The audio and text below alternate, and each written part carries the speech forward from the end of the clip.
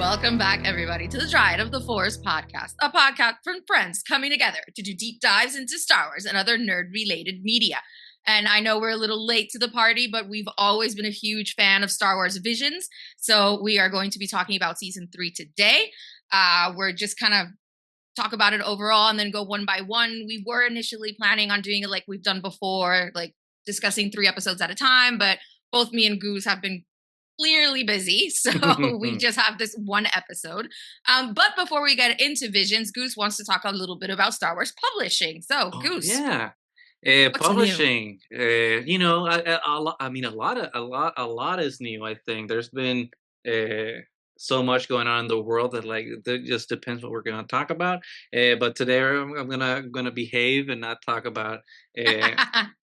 some files or whatever Supreme Court thing might be happening today. We're going to keep it joyful and talk about Star Wars publishing. And I want to talk about specifically 2 things. I know last time we talked about the Revenge of the Sith novelization that had just come out from Matthew Stover, which is incredible because it has all these new annotations. And we had talked also about the new Star Wars blueprints books for architecture and design nerds like me from J.W. Rinsler and Pablo Hidalgo. You should definitely check out if you haven't. But today we have 2 different things. One, and it's 2 new publishing things that have just come out. One is the highly anticipated Master of Evil from Adam Christopher. If you're not familiar with Adam Christopher, he wrote Shadow of the Sith a while back, a couple of years back. It's amazing how time flies. Really great book if you haven't read it. It's centered around Luke Skywalker and Lando Calrissian post Return of the Jedi, which we need more of those stories in our lives. So now he comes to us with Master of Evil, and Adam Christopher has a really good touch for horror and creepy things and spooky storytelling. So this book, if you've been looking to read a Darth Vader book, which I know that there's a lot of Darth Vader stories out there, a lot of Darth Vader comic books, a lot of Darth Vader obviously, I mean, there's the big 3 Darth Vader movies if you haven't heard of them, but also all the books from the expanded universe era, the Labyrinth of Evil, Master of Evil is this one. I'm just blanking on the names right now, but there's the Dark Lord of the Sith trilogy from the EU days, and this new one from Adam Christopher, Master of Evil, fits spiritually nicely with them. Although I will warn everybody that for this book, if you're expecting it to be Darth Vader's point of view throughout the whole book, you'll be disappointed. So just be prepared that Darth Vader's not the main character in this book. Everything happens kind of around him. So just come into it knowing that, because if you come into it thinking that Darth Vader's the main character like I did, there's going to be a little whiplash, and it'll take a minute to adapt to the book. Reset. But knowing that, you should be able to just come into the book and really enjoy it. My review's up on Blue Sky and Instagram if you're interested in those sort of things, but you should judge it for yourself. Hopefully we're going to get an interview with Adam soon, so stay tuned for that. But on another piece of publishing news, which is something that I don't partake in too much, is mangas. And if you're into mangas, Kenny Ruiz just published Path of the Lightsaber, which is, I'm not too familiar with how many Star Wars mangas are out there, but this is a new one that just came out, and it's particularly interesting to me because it's a sequel trilogy story, new characters, which we don't have a lot of. Which we do not have a lot of. So I wasn't originally going to pick it up because I don't really read mangas, but people online have been, really enjoying it so far. So I'm just like, hey, why the hell not? Let's give it a shot. Especially because it's sequel trilogy and I want to see new stories set in that era. And so far I'm only 30 pages in, so I haven't even made a dent, but so far it seems a lot of fun. And the art style is beautiful. I wasn't familiar with Kenny Ruiz's game. He's an artist from Spain, which I was very happy to learn about. And he's beautiful artwork inside, and the story so far is really fun, really engaging. So there's a big publishing things that I kind of wanted to touch upon before we go from. I think the manga is a good segue into Visions, because from manga now we go into anime a little bit more. So yeah, I don't know. I don't know. I don't know if you want to like talk about something else before we dive straight into Visions, though. No, I'm good. I'm gonna have to check both of those publishings out. I haven't really gotten into Star Wars publishing yet, but I think it's a good segue into it. Me and Husband are both big fans of manga and anime and everything, so that sounds like a good point to start. And Mhm. obviously, who's not a fan of Darth Vader? So Yeah, I I mean, think it's. and your Mhm, brother, your brother who has like as a kid now, like I've been texting with him, and he's kind of mhm. been catching up with a lot of publishing just through audiobook. Okay. Hmm. Which I can't do audiobook. Like my brain I don't like it either, but just Husbando does. I need to read it. I need the book in my hand. So. same. But just Hmm. saying that if Yeah. if life is too busy to like find time, Yeah. carve time out for to sitting down and read the book, audiobooks Yeah. Yeah. for a lot of people Husbando's a works. big fan of audiobooks and he gets a lot of his reading done that way. So I mean, And I've heard that the production value of the Star Wars audiobooks are really, really good because there's okay. sound effects and music and all that stuff. So Oh, that's it's cool. it's not just Hmm. a person reading to you. Right. There's a Right. little bit more to that. So I haven't given them a Cool. shot, but for anyone Yeah. listening that's looking for a different way to catch up, There it is. maybe that's your way. Maybe that's your way. Mm-hmm. But let's dive into the meat and The potatoes, right? Visions. Today, Visions Vision Volume season 3, 3. and we're back in Japan. We're back in Japan. It's a full circle moment in many ways because a couple years ago when Visions Volume 1 was announced, that it was going to be an anime compendium series of a bunch of different studios doing their own art style, their own anime, their own Japanese Story. Mm-hmm. storytelling in a non-canon Star Wars way, so they could do whatever they want. And it was, I remember, very very exciting Yeah. and like exhilarating just to like see the potential of what Star Wars can do, and it's not limited to To stay the canon. play Mm-hmm. play within these Mm-hmm. safe bounds. And for season 2 it was for volume 2 it was expanded to even more studios from around the world, so we got to see Yeah. a lot of bold and dynamic art styles and storytelling and like a lot of depth and meaning in a culturally relevant Star Wars. uh, Now it's kind of dangerous to be cultural and diverse and equitable and inclusive. I hope you see the word the letters that I used there for those 3 words that Mm-hmm. are canceled now. But uh, having had Star Wars Celebration this year in Japan, Yeah. it seemed only fitting that Visions Volume 3 would return back to like where it started in Japan with its anime roots. How did you feel when that was announced that instead of like expanding further out and finding more studios from around the world that we were gonna come back and do the anime style again for all these studios? I mean, while I am definitely a fan of having, other countries and other animation styles be brought in and tell their stories, and it's one of the reasons that season 2 was so good, volume 2, sorry.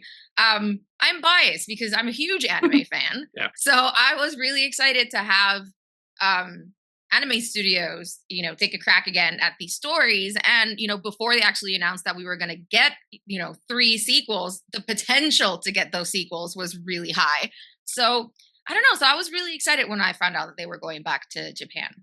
So how about you? I eh, I had mixed feelings about it, Right. because like for me, one of the cool things about Volume 2, I mean, Yeah. Volume 1 and Volume 2 as a Yeah. collection together, it's just like how it expands, right, and like it reaches Right. out and becomes bigger and becomes this thing that it becomes a tree, right? Supposed to Yeah. having like one branch, all of a sudden, like you have all these beautiful branches, and it creates a beautiful, a beautiful canopy of leaves that are just like raining on us, and it's just like, we're just enjoying that environment, right? So it as going back to Japan for an anime exclusive Volume 3. It's not that I was against it because obviously I love Volume Yeah. One, but You think it's a little restrictive? it felt like we were Mm, pruning the tree, right? It's just like, okay. okay, Hmm. let's remove all these branches and just focus on this one, which it's a beautiful branch, beautiful leaves. Don't get me wrong, but I Yeah. was enjoying the arboretum that we were creating by expanding the series. And it took. I won't lie. It took me. And it's probably because of how busy and hectic Yeah. life has been lately. But it took me a minute to finally sit down And watch watch it, the yeah. thing. And I didn't even watch it in one sitting. I had to like do it in a couple multiple viewings. And I remember for volume 1 and volume 2, it was just like immediate Mhm. immediate sit down, just like watching the whole thing through, from beginning to end, because it was so enthralling, right? So I Mhm. have, I have thoughts. I have thoughts. Mhm. Overall, I think they're positive, but I have thoughts. Uh, were there any? I mean, were there any standouts from volume 1 and volume 2? Well, especially volume 1, that you were, these are episodes that I really, really love, because we got some sequels to some of those Yeah. episodes from volume 1 now and volume 3. So were you happy Mhm. that those were the ones that were chosen for sequels, or were there other ones from volume 1 that you were like, damn, like this one was good? So I think those were the ones that lent themselves more to having a sequel because they were kind of not concluded at the end of their story, because some of them I feel like they were like, I mean, TOB one is one of my favorite ones, but I think we were good with that story. We didn't need to keep going on it necessarily. Mhm. We knew that the duel, if there was a chance to get a sequel, the duel was going to be one of them because there is stories that Mhm. come afterwards, and I am really excited that they did that one. um I was surprised that they did a sequel to The Village Bride, honestly, Mhm. but Mhm. it ended up being one of my favorites this season, Yep. so Yep. I am completely Agreed. okay with it. And The Ninth Jedi was one of my favorites from season one, and I was really excited to get a sequel story. And apparently, we're getting another one because it's still set to be continued. But Correct. I think the volume 3 one was as good as the volume 1 one I for agree. Ninth Jedi, I agree. Mhm. honestly. So I was a little disappointed with that one. But otherwise, the dual sequel was fantastic. Payback. I mean, we knew it was going to be great, but I really liked it. We can talk about it because I think Mhm. that's one of the Mhm. big Mhm. ones. Like I said, the Ninth Jedi second one kind of disappointed me. The Song of Four Winds, which was the second one this time around, I actually really liked it. It was like a really funky background music to it that I really enjoyed. Mhm. Mhm. The animation style wasn't my favorite, but there were some cool fight scenes there too. I really liked the Bounty Hunters. Really Mhm. liked that one a lot. Yuko's Treasure, I think, was my favorite animated one. Something about it was like so beautiful. I mean, it got a little cartoony there towards the end, but it was like a fantastic found family story. Mhm. Mhm. And then, as we already said, the Lost Ones, which was the Village Bride sequel, was fantastic. And I thought The Smuggler was great too. Did not have love for the last two episodes. Interesting. Yeah. So that's Interesting. my, in general, talking about the whole season. Huh. I did actually like that a lot, or most of the main characters slash heroines slash anti-heroes were women, which was Mhm. really cool. And as always with the Vision stories, we get a lot of really cool droids that are Mhm. part of the family and are given voices, which I always love too. So Mhm. my 2 cents. Interesting. It's Interesting.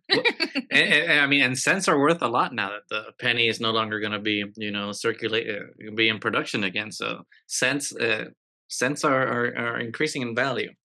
Um, but that's interesting. That's interesting. I will say that I don't know how much of my feelings for Volume 3 are objective, right? In terms of like, oh, like this is good, this is Right. bad, just based on the merits of the episodes on their own, because I'm not sure if my enjoyment of the series, I'm comparing it to my enjoyment of the series for volume 1 and volume 2, which Right. is tied a lot to the fandom, right? And I know we've Mhm. talked about this a lot in the past, and of how, in this post Trump 2.0 and post Elon Musk buying Twitter thing, how kind of the Star Wars fandom has been divided, and everyone's kind of in different silos. Either you're on Thread, Yeah. or you're still on Twitter, or you're on Blue Sky, et cetera, et cetera. And I remember that when everyone was kind of like more in the same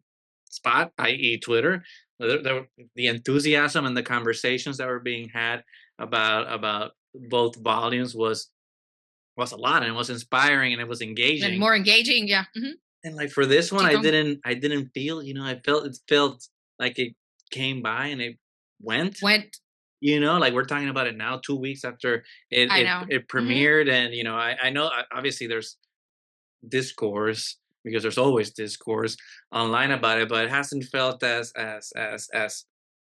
Exciting as passionate it and did before. intense. Exactly. Thank you. Mhm. So I don't know if that part has Skewed your view a little bit. dampen Yeah. my view, or if just like all the things that are happening in the world has brought me down, or if or just being stressed at work have also.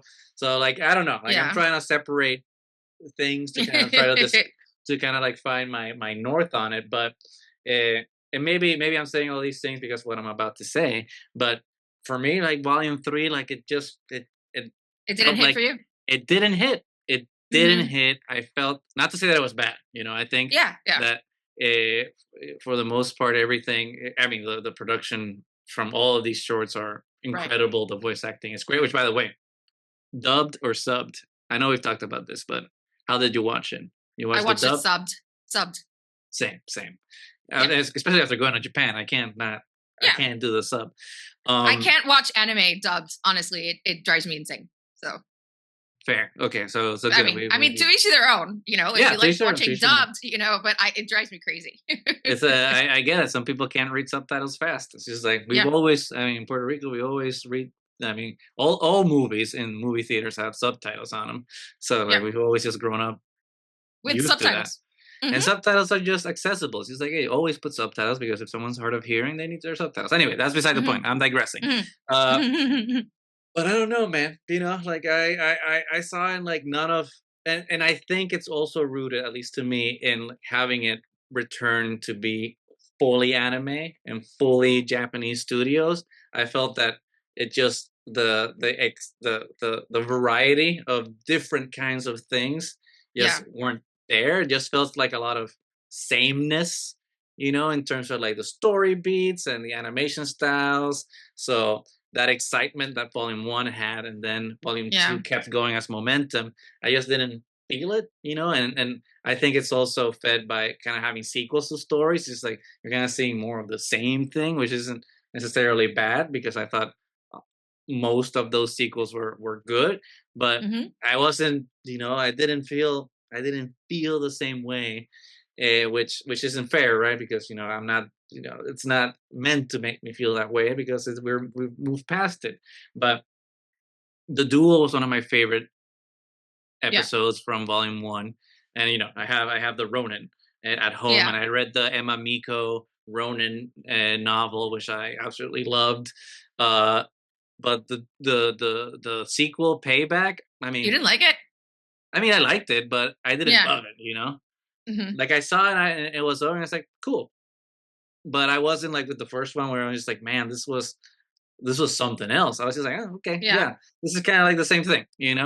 Uh, it's kind of like this exact same Harsh. thing. If you're just like going out and just fighting some other guy.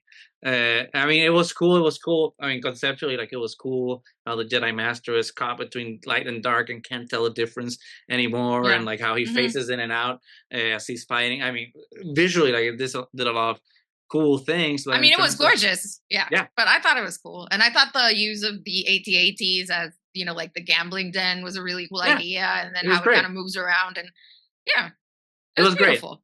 It was Yeah. great, but But it didn't hit your heartstrings like but that it first didn't it didn't one. go Yeah. it didn't go like Hmm. beyond, what could Hmm. have been. Song of Four Wings, sorry, good, but Hmm. also not, it was very simple story, which, like, most, I mean, for episodes that are 15 or 20 minutes long, I get that Yeah. they have to be simple. Yeah. But and simple's not bad at all, Yeah. but didn't do. I mean, it was great. It was great, but it didn't blow my mind either. Yeah. And the Ninth Jedi, I think all of fandom unanimously agrees that the Ninth Jedi was one Was of the fantastic. most Hmm. amazing, one of the best Star Wars stories, sure, not just Vision, Star Wars. Hmm. Uh, so I think there's a lot of anticipation for how that story This one. continues, Hmm.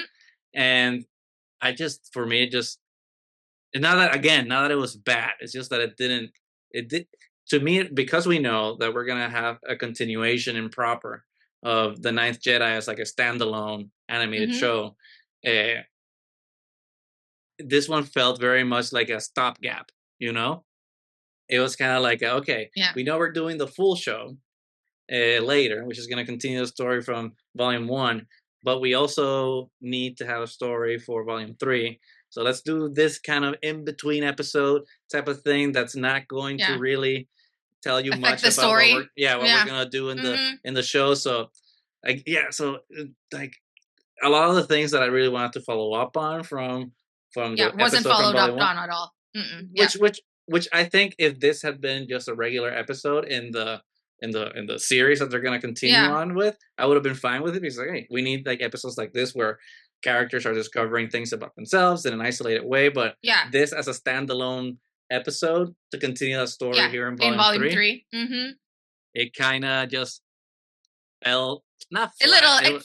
But it did. It fell a little flat. I mean, not that it wasn't gorgeous, because it was absolutely gorgeous episode. But there's so much anticipation for this, and you want to know what's happening with the characters, and then it's kind of just,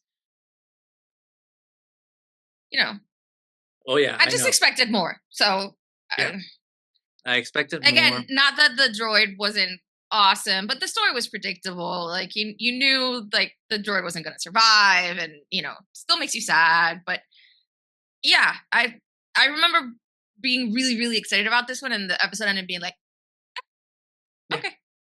Yeah. Same. And like I watched them in batches of 3.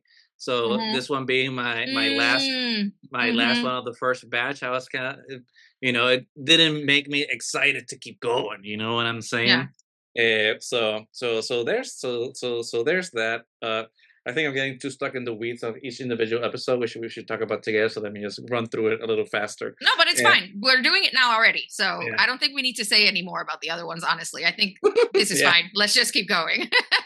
See, episode 4. Yeah, Bounty Hunters, again, good, but it didn't do anything that I mean, I liked it better than Tatooine Rhapsody. I know a lot of people love Tatooine Rhapsody from Volume 1, and like I just was so mid on it. So like even the mid ones here are better than that. And I don't know, I don't know why I'm going out of my way to attack Tatooine Rhapsody. So I wasn't a big fan, actually. Sorry, I wasn't a big fan of Tatooine Rhapsody either. Apologies to anyone listening that loved that episode. But Bounty Hunters was also just kind of like fine. It was a good story, straightforward, and it did what it needed to do, but it didn't reinvent the wheel. And stylistically, it wasn't. I mean, it was something we've seen before in terms of some of these anime animation styles from Volume 1 and Volume 3. So I wasn't particularly captured by it. Yuko's Treasure, I did kind of like a lot, actually, because I like that one a lot. I like Yuko's Treasure because it was doing, something fun. And I always love when there's a cuddly giant robot that looks like a teddy bear. I'm just like, okay, this is cool. And then we get the Darth version of him, which was so cute. Oh my god.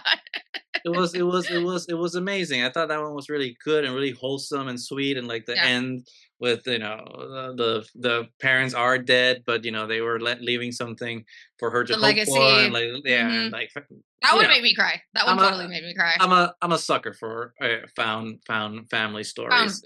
And the animation was so good in that one as well. I mean, it was like so flowy, so beautiful, and I loved that story. I thought that was a really, really good one. Yuko's Treasure really stood up for me. The teddy bear, I forgot his name. Billy, I think. Billy. He reminded me a lot of Big Hero 6. Yeah. I was like, okay, like the adorable caretaker. So it has the microwave in his. That was very convenient. The microwave belly was very convenient. I mean, I wish I had a giant teddy bear following me around with a microwave in his belly.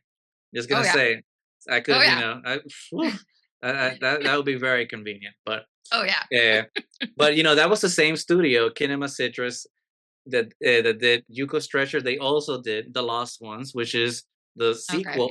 Well, I wouldn't really call it a sequel, just a follow-up to The Village Bride, because that's what I liked about The Lost Ones. It didn't try, which I think is the reason that The Lost Ones succeeds as a follow-up to Village Bride in the ways that Child of Hope and Payback don't, for Ronin, for the Duel and Ninth Jedi respectively, is that The Lost Ones just tells a different story.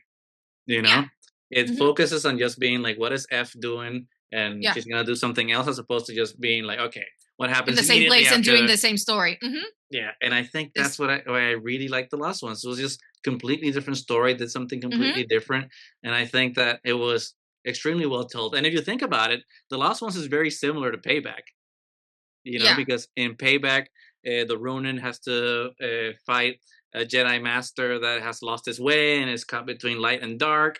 And in the last ones, F has to fight her Master Zero that also came back from the dead and now is lost between It's his a hatred Sith. and Yeah. doesn't know what good and bad is anymore after the Jedi lose. So it's interesting how you're telling like similar stories, but one kind of Really works. Yeah. really works when the other one, and not to, and I don't mean to say that Payback is bad because it's good, but it's Yeah. just it didn't hit, and the last ones for me definitely hit. But I feel like I'm rambling. Like, how did, like you said, you also liked the last one? So what did you like Yeah. about that one? I loved the Lost Ones. Like at first, I wasn't sure that this was the sequel. I mean, I kind of noticed the art style. It's very Miyazaki style that we've talked about before. And I thought, as soon as I saw F, I was like, oh, okay, this is the Village Bride sequel. But am I misremembering? Because we're in a completely different place and all these things. And I'm like, no, that was totally on purpose. We're just in a Mhm, different place. This is fantastic. It's all new people, it's all new characters. I really like the story of, the abandoned carbonite mhm, planet mhm, and how mhm, it's mhm. like been Yeah, slowly yeah, yeah. decaying and dying, and the people being so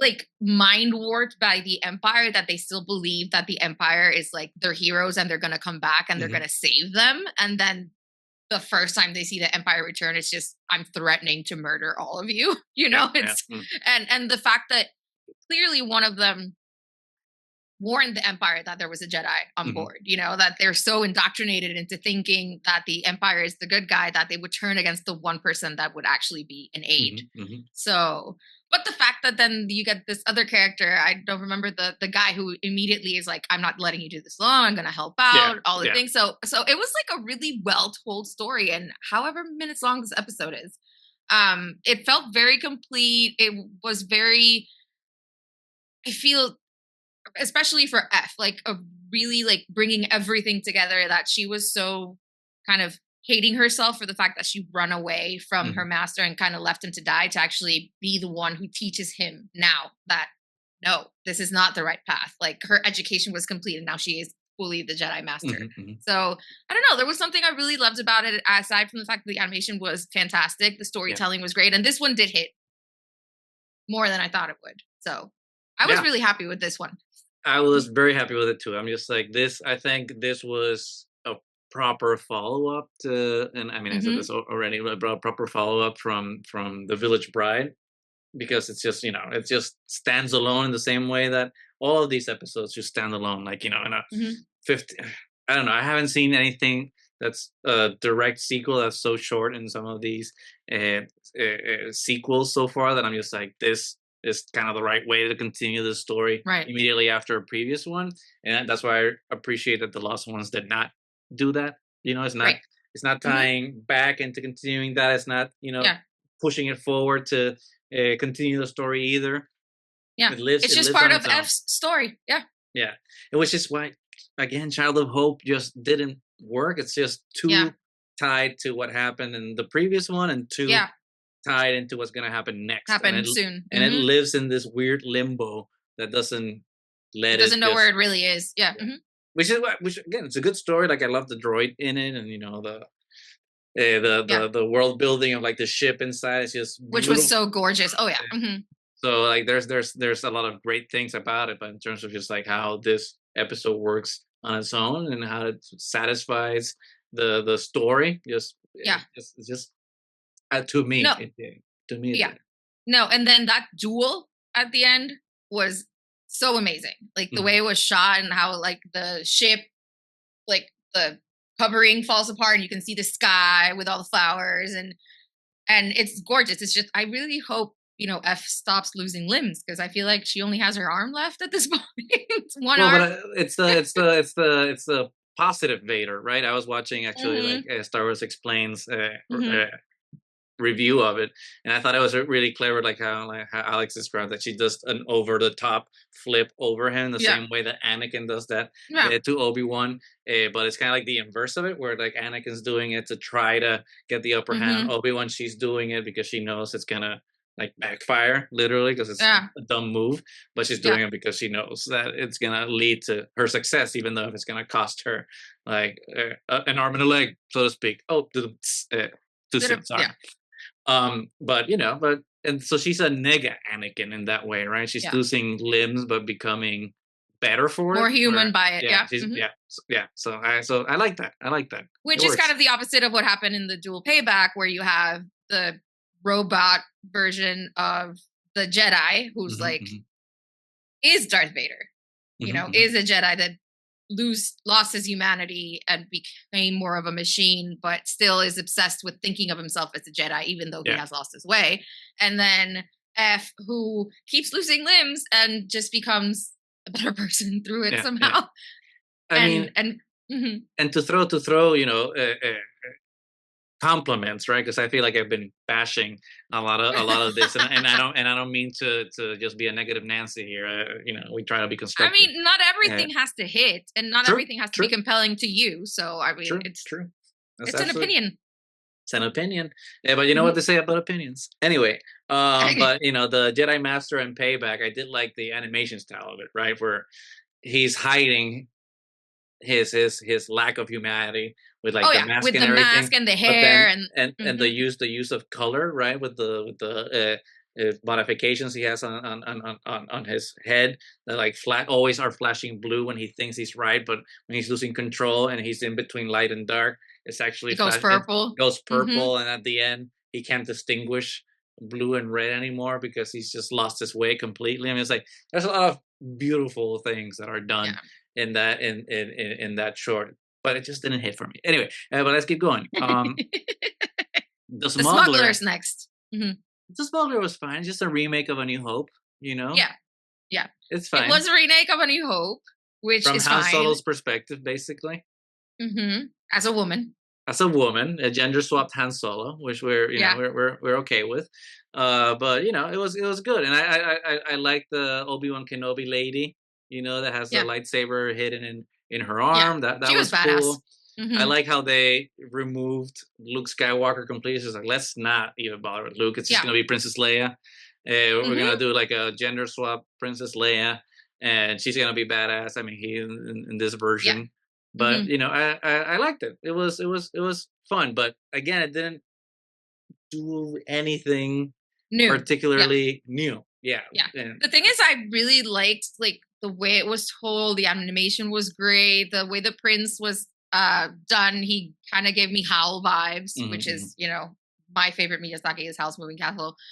So there was a lot of fun to it. I didn't try to. I mean, it clearly was just A New Hope, clearly, but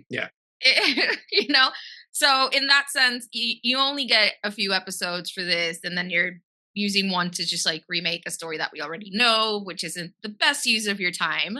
But the episode as itself, I found was really fun. I actually really, really liked it. So, I mean, did you ever watch Tenchi Muyo growing up? No, I did not. See, it's for me that's fascinating because that was a anime. I didn't watch a lot of anime growing up, as I've mentioned before. Like I watched Sailor Moon, I watched Dragon Ball Z, I watched like all the cliche ones. I mean, I say cliche, but then I didn't see some of the big ones that everyone has seen. But anyway, that's to say that I haven't seen a lot. I remember there was one that I really, really loved, and that was on Cartoon Network also when they were showing all these anime things. In their animation, in their anime block after everyone came back home from school. It was Tenchi Muyo, and one of the reasons that I really love that show now in hindsight, it was like this is so Star Wars coded. It's the boy who has to find his purpose, and he has a wise old grandpa who's kind of like an Obi-Wan Kenobi who tells him he has to find his destiny. And there's a princess, and the princess has two droids, and he has to discover the sword, and the sword is basically a lightsaber. So and they're joined by a space pirate. So it's very Star Wars coded in an anime in like an anime veneer, but it all feels very fresh. So like I've always loved that. I have to rewatch it to see if it still holds up to like how I remember really enjoying it. But the smuggler really reminded me of Tenchi Muyo a little bit, just Okay. because of how the prince, how like in the hologram, the prince and the king are dressed up. I mean, it's like, oh, that's Yeah. kind of similar to like how Tenchi, Mhm. the royal family, kind of is dressed up too. I don't know if it's just a way that anime Yeah, kind or of if it was draws, purposeful. or if Yeah. it was purposeful. I don't know, but for me, it's like kind of triggered my like, oh, Yeah. this reminded me of this other thing that I loved that is also Star Wars coded. It's like this endless loop of references on top of references that reference the thing that it was referencing. So it's just fun. Yeah. So I didn't actually watch anime as a kid growing up. So a lot of those animes that like Wally knew growing up and actually watched, I wasn't into that yet. So I started getting into anime in my 20s. Hmm. So I've watched some of the big ones like Bleach and uh I tried One Piece. I'm sorry, everybody loves One Piece. I couldn't get into it. But other than that, I've watched like more recent ones. I haven't really gone back and given the love that a lot of the older anime deserves. Like I did watch all of Rurouni Kenshin, which I really love too. But And they're they have like hundreds of episodes. I mean, it's like, man, this is you have to get tough. caught This is up. tough. Yeah, it's Yeah, just tough to to. catch up with One Piece right now will take a long time. So So respect to everyone who can do it. yeah. Hmm. I can't. There's too much stuff to watch. Hmm. But anyway, we digress. We'll talk about stuff that we're watching or Hmm. going to watch, because I think this has been a great year for film, and I think we're gonna get a lot of and TV shows. And we're gonna get a bunch more in the future. So, but we'll talk about that at the end. Let's Yeah. keep going. Bird of Paradise. I vibed with. I was just like, here we go. This I, one's doing something that is fun and visually stunning. But you disagree, so I want to hear your I taste. disagree. It is gorgeous, but I'm not a big fan of CGI animation Mhm. style. But I do admit that it was incredibly beautiful. I liked what they were trying to do because I have always been a big fan of the mystic side of the Force. So I Mhm. got that, but I think it was taking itself a little bit too seriously and it kind of pulled me out of the story.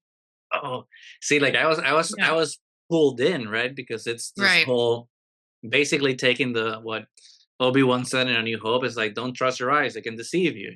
Yeah. And then kind of making a whole short around that, which I thought it was really clever to not just use that as the starting point for the story itself, but then to in such a short span, it's only like 20-22 minutes, and then Yeah. I even have chapters in there, like how Yeah. everything was structured. I think it was so good. It made the pacing also like fast, because like everything's just like a vignette Yeah. of a vignette to like then build up into the apotheosis of it, which is the confrontation with the self, right?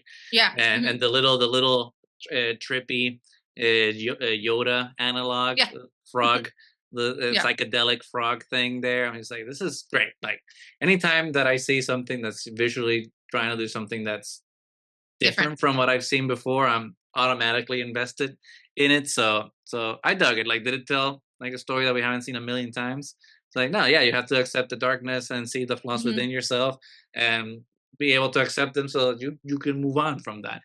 So in many ways, like the story's right about like it's the 7 stages of grief almost. Even here I Yeah. think it was 5 or something. I don't remember how many chapters. Excuse me, it had, I don't but remember how many, but yeah. Hmm. it was basically that, right? You're going through grief, acceptance, Yeah. and then like Acceptance. all Hmm. and all of that. And I thought it was great. It was beautiful. I don't know that I liked that she could see at the end. Spoiler alert. I think it should have been more like Kanan, who Yeah. accepted that he couldn't see The anymore, and blindness. just and just accepted that blindness and just could see, kind of like she did at the beginning. She could just see See the the kind of the the, auras of the things. Hmm. auras of things through the Force, kind of like Neo in the Matrix Revolutions, where he can just see everything in gold. That's a Yeah. machine, because he can see beyond the physical. So, but that's a nitpick, right? Because I think on the whole, I think it worked Yeah. really well, because it's one of the most different ones.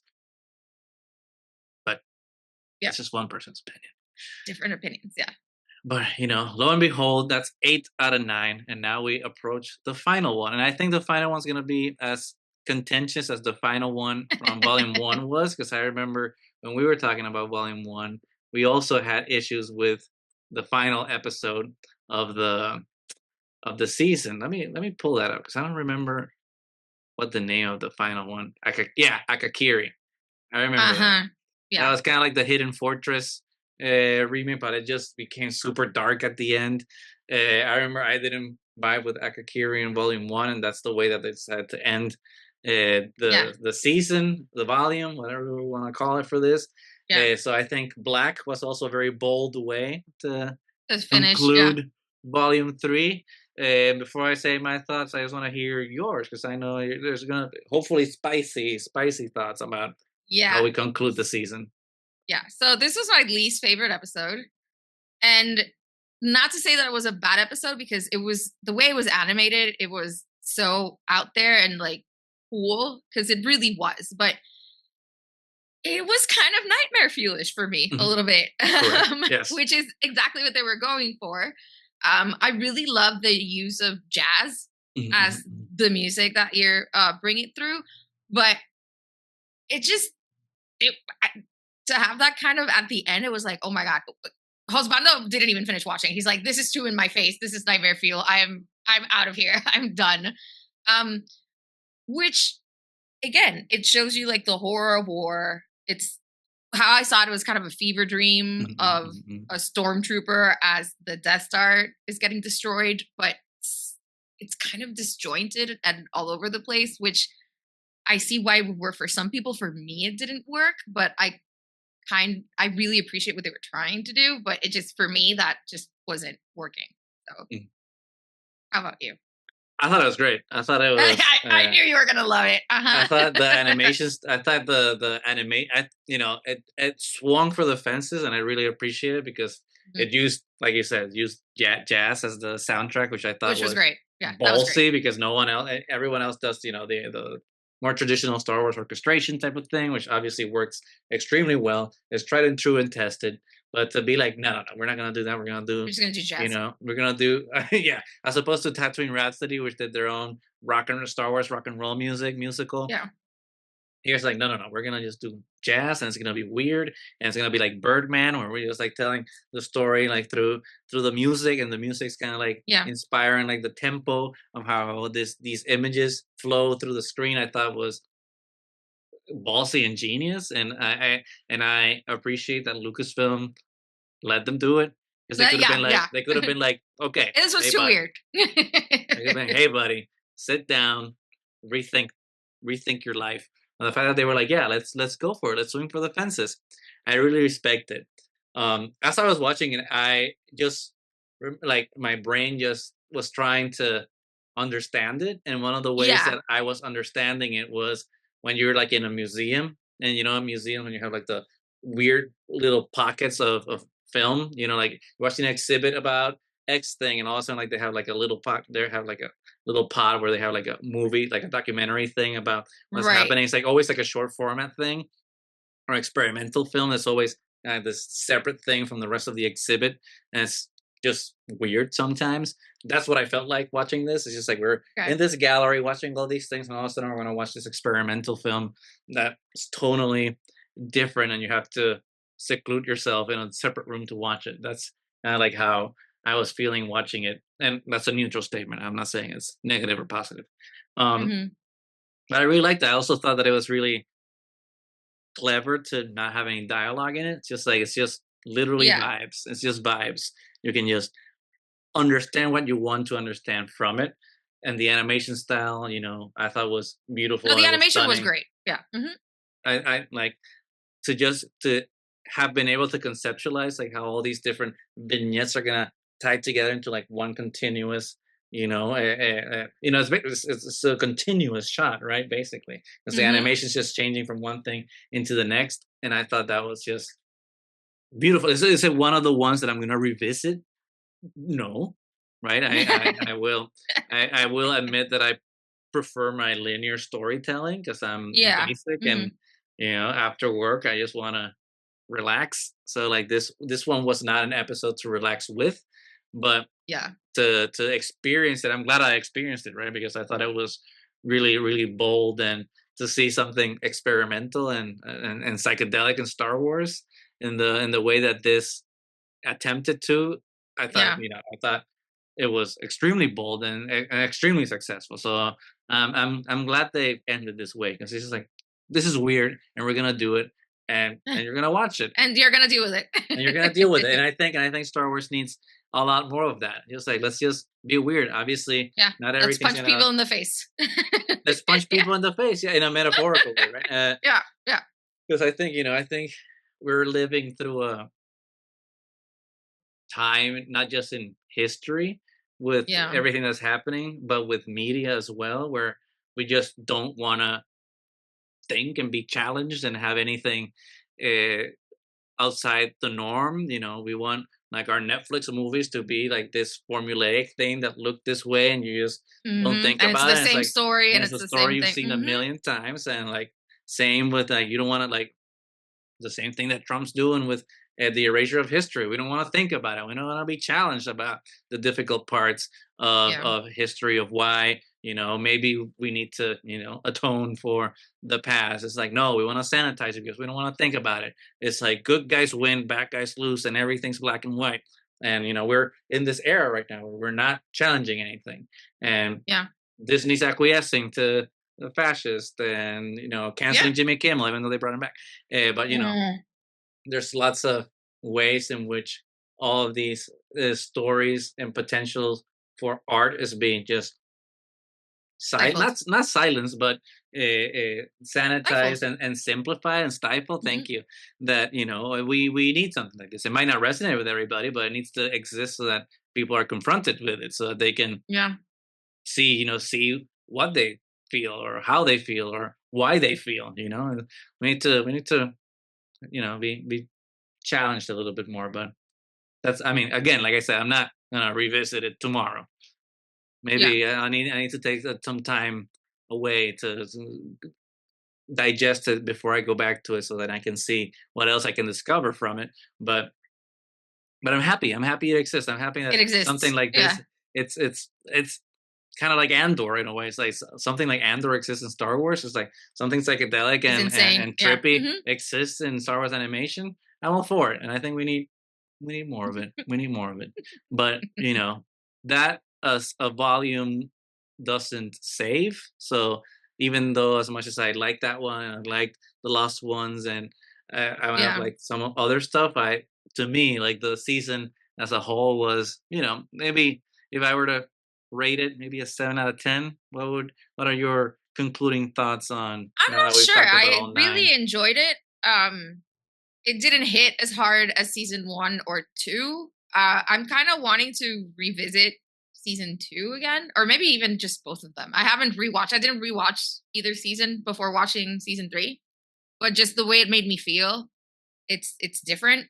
Um, but there were a lot of them that I really enjoyed. I just feel like what you said is also true, that we haven't been talking with anybody else really about these Yeah. episodes, which we kind of did the last 2 times, and Mhm. there's been kind of an absence of love, I guess, or just Yeah. discourse about this volume, which I don't know if it's because they just went back to Japan and people were just not as interested because it's not new stories. Mhm. I don't know if it's that people are just like not into animation, this version of animation, or if there's been some love lost with Star Wars, which we know it's true, or it's part of the fact that the fandom was never completely united, because it's always been contentious, but at least we're kind of in the same place, like you were saying, and now we're Yeah. just kind of all over the place, and it's become harder to have Star Wars conversations, I feel like. So I don't know if Yeah, what I agree. happened with this one, but it's like when you go to the movies, it hits different than when you just sit at home alone. Like when you have the community behind you and you hear other people's Yeah. reactions and all that, it makes it more enjoyable. That was missing about Vision season 3. So I think it impacted it in a negative way. Like you said, I mean, it came out over 2 weeks ago, and today is the day that I sat down and watched the whole thing. Mhm, mhm. So that was completely different from the first 2 seasons. So And I don't know if it was also a marketing thing, like I didn't really feel like there was hype from Lucasfilm to market it so that people got Yeah. excited for it. Just felt like, they had, here are the episode Here posters it on is. Instagram. Mhm. Here's some YouTube videos that are some behind the scenes things for each episode. But in terms of like, getting, Yeah. I mean, I saw they sent some swag boxes to some content creators, which were cool. I was a little jealous we didn't get one. I'll be honest. But in terms of like, making a lead up to this, so that people are like, oh man, yeah, Really excited about this. this Yeah. is an event I can't miss. I didn't feel it, so Yeah. I don't know. I know that every corporation wants to cut costs these days and replace everyone with AI so that they don't have to. They're gonna just make money without doing anything. But Yeah. if you're gonna, human stories need human people. So I feel like if we don't have, Agreed. if we don't Mhm. have humans that care about making them, we don't have, if they don't care about humans watching them, then like, what the hell are we even doing? You know, Making money. or who, right? It's just like money Yeah. doesn't it's not gonna last, right? Culture lasts, art lasts. Yeah. No one's talking about what CEO was at 20th Century Fox when George Lucas made the first Star Wars. They're talking about Star Wars, and Star Wars was Agreed. art, and it made an impact. No, so it's one Mhm. of those things where it's just like, let artists do art and promote that art. So, and I feel like there's not a lot of promoting or caring about the visual medium that is Yeah. film and TV, which is weird because there's a lot of really cool stuff on TV Agreed. right now. Like I'm just watching The Studio on Apple TV, which is great. Yeah, I just saw Frankenstein in movie theaters. That was great. Knives Out 3 was great, which I would like to talk about because I've been hearing some contentious opinions about it. I'm gonna go see The Running Man tonight. There's a lot of really great films, that are coming out. I just want the people that are in charge of bankrolling them to appreciate that, they're Yeah. making art that impacts people's lives. I don't know. I'm on a rant. I get emotional on Sunday mornings. It's good. It's good. I mean, Rage Against the Machine. Ugh. See, we try, but then you gotta go to work on Monday, and the raging. Oof, Mhm. they snuff out the rage, but it's by Yep. design. It's by design. That's the way they do it. But I think that's it for today, right? For better or worse, we had a new Star Wars, and I kind of feel sad that it just went under the radar, and we weren't Yeah. excited for it. It just feels weird to not have like Yeah. hype around a new Star Wars, and it's good, I and it's know. good Star Wars, And for it's the good most part. Star Wars. There were a lot of really good stories in there. So we encourage you that if you haven't watched Visions at all or just Visions Mhm. Volume 3, give it a shot. There's some amazing stories in there. They're short episodes. They're really fun to Mhm. watch. You don't have to watch them in one sitting. You don't have to watch them in any particular order. So just let us know what you thought, if you have any thoughts about Visions Volume Mhm. 3 or Visions in general. If you had any favorite episodes, if you agree or disagree with us on which ones we thought were good, which Mhm. ones we Mhm. thought didn't hit with us. Goose and I did not agree on most of the episodes, except maybe the last ones, Yeah. which Yeah. I think was maybe the best one of the volume. Mhm. But to each their own. Is So your we own, would yeah. like to hear your opinion. So please like, subscribe, leave a comment below. And until next time, we will have maybe a more hopeful episode. May the force be with you.